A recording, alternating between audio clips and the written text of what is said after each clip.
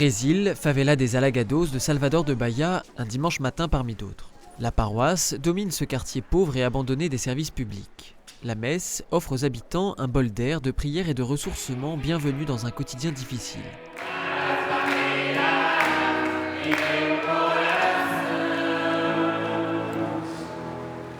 Georgiana, une jeune institutrice de 31 ans qui a toujours habité dans le quartier, se rend à la messe plusieurs fois par semaine, comme une évidence. La joie que me donne le fait d'aller à la messe dès que je peux, c'est justement cette force qui me fait vivre et m'aide à cheminer chaque jour. Tous les jours, on a besoin de manger pour avoir une bonne forme physique. Notre âme aussi a besoin de se nourrir. Et cette nourriture, c'est la parole de Dieu. Cette jeune femme, qui ne se destinait pas à une carrière éducative, travaille aujourd'hui avec les enfants pauvres du quartier autour d'un projet d'éducation intégrale. Un choix inspiré par un appel de Dieu reçu au cours de sa lecture régulière de la Bible.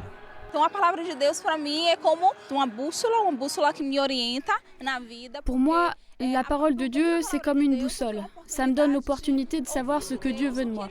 Connaître sa volonté, que ce soit parce que j'ai eu un doute ou parce que je dois faire un choix. Mais c'est aussi pour que je puisse devenir sa servante. Car Dieu nous éduque, il nous exhorte aussi, il nous montre le chemin à parcourir.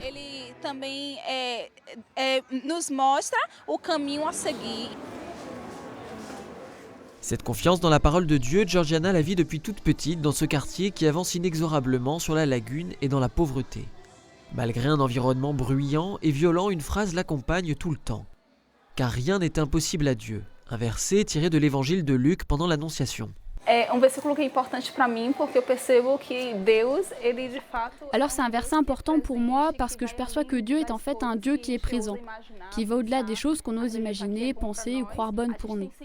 On a toujours tendance à voir toutes les difficultés d'une chose, mais quand on regarde Dieu, quand on arrête de se regarder nous-mêmes, notre humanité qui est faible et qu'on fixe notre regard sur Dieu, on voit que lui-même, il ouvre les portes. Il fait tout avec une grande facilité, il peut tout faire. Je peux donner comme exemple le déjeuner avec le pape. Je n'ai jamais imaginé qu'un jour je pourrais vivre une expérience comme celle-ci, mais Dieu a rendu ce rendez-vous possible.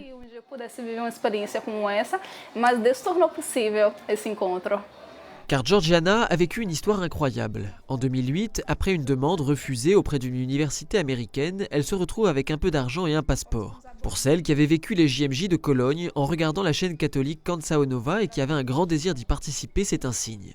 Le voyage est trop cher, mais elle remue ciel et terre et obtient finalement une bourse miraculeuse des évêques brésiliens un mois avant le début des JMJ de Sydney.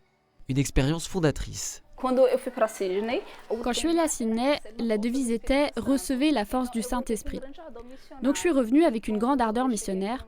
Et quand je suis arrivée ici au Brésil, avec cette force de Dieu qui m'avait été donnée, et cette joie de voir la beauté de notre Église pendant les JMJ, de voir plusieurs visages de jeunes qui suivent le même chemin que moi avec l'Église, qui l'aiment et qui veulent découvrir cette beauté, j'ai senti une volonté d'annoncer, de vivre vraiment cette mission.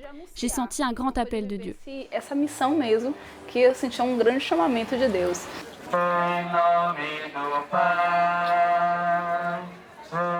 À son retour, Georgiana, qui était déjà très impliquée dans la vie de sa paroisse comme aujourd'hui en participant à une procession et à un temps d'adoration, sent un appel à s'engager encore plus fort. Elle part alors 1 an en mission dans un diocèse d'Amazonie. L'évêque local, Monseigneur Dominique Yu, y accueille les missionnaires afin d'évangéliser les populations indiennes disséminées le long du fleuve.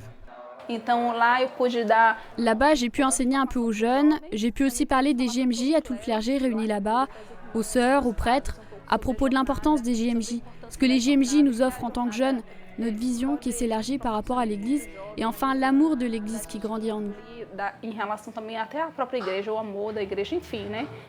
Même revenu de mission, son élan missionnaire ne s'essouffle pas. Il se traduit alors par de nombreux projets dans son métier et une activité de catéchiste dans sa paroisse. Reste aujourd'hui son désir de fonder une famille. Mais comme rien n'est impossible à Dieu, elle avance tranquillement sur la route qui se trace devant elle au fil de son oraison quotidienne.